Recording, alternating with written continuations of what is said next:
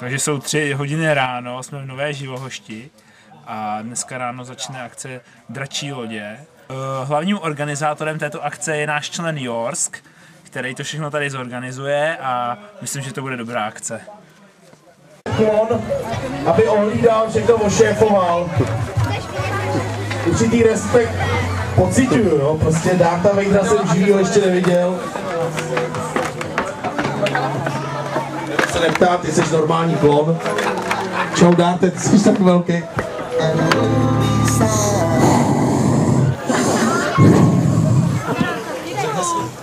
To si řekl hezky. Co tě přilákalo sem na dračí, nebo co vás přilákalo sem na dračí lodě? Promiňte, že jsem ti Darte tykal ze začátku.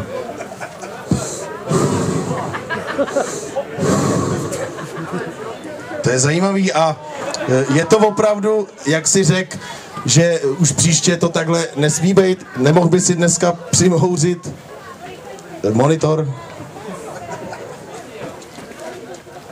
Přimhouřil. Tak už zase odhmuř. Přátelé, to je Darth Vader, typický fanoušek závodu dračích lodí tady na Kebuleho dračím podzimu. Potlesk pro Darta. Ano! To je neskutečný. Sám temná síla přijela, ale my vyhrajeme, my na dobré straně vyhrajeme. Sorry Darte, seš tady jenom s 2 klonama. Tomáši, řekni něco. Je to bezvadný, asi se chce do příštího roku přihlásit na soutěže, byl to omrknout tady. Čau. Eventuálně se s Petrem loučíme, byl si dobrý, Petře. Netušil jsem, že je tak velký, v tom filmu vypadal menší. Takže Darth Vader odchází, dej tam nějakou veselou. Ale já tam dám takovou úplně, víš, jako, jak je to, jak už nevěděl, co na sebe si vzít, protože si myslel, že je to.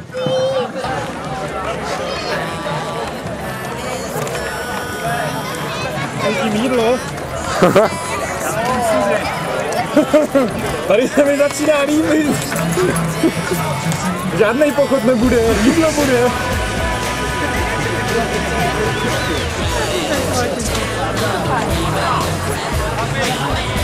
Hele, takový klobásky to je. A já mám řízku místo pusy, sakra, zase si nic nedám.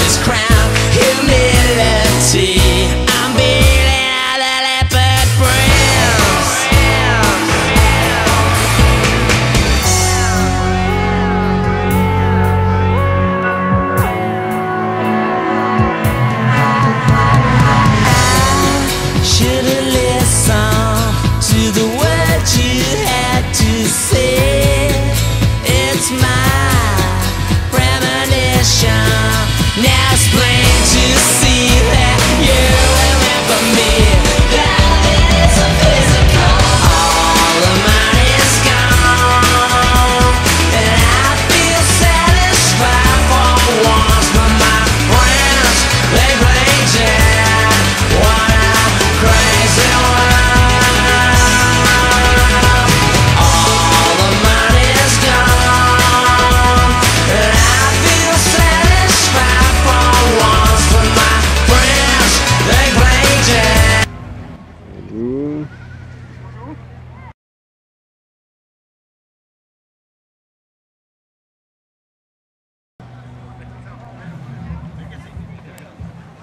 Přátelé, zveme vás na první finálovou jízdu dnešního programu závodu dračích lodí tady, Nové Živohošti, a to bylo právě odstartováno.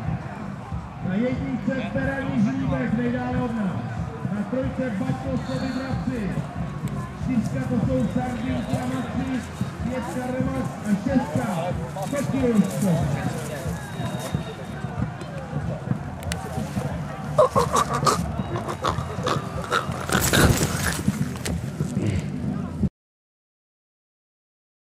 Takže máme asi 9 hodin večer.